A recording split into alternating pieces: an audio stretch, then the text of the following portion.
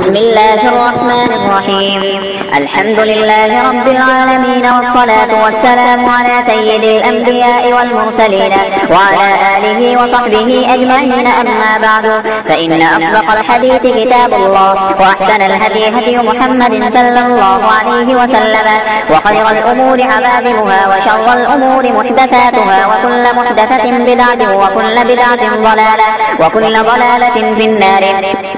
وبالسند المتصل منا إلى الشيخ الإمام الهمام الحافظ الحجة أمير المؤمنين في الحديث أبي عبد الله محمد بن إسماعيل بن إبراهيم بن المغيرة بن بردبة الجعفي اليماني البخاري رحمه الله تعالى.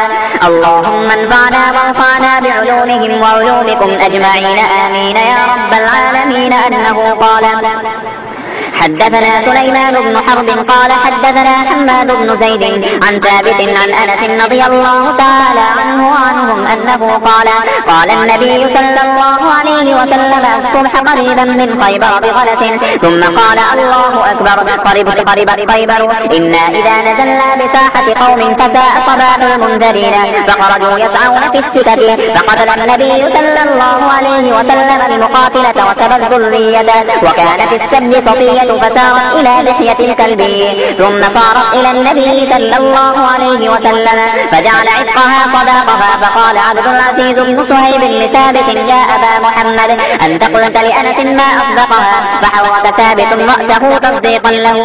وبه قال حدثنا آدم قال حدثنا شعبة عن عبد العزيز بن صهيب قال: سمعت أنس بن مالك رضي الله تعالى عنه وعنهم أنه يقول: سبى النبي صلى الله عليه وسلم صفية فاعتقها وتزوجها، فقال ثابت لأنس رضي الله تعالى عنه: ما أصدقها؟ قال: أصدقها نفسها فاعتقها.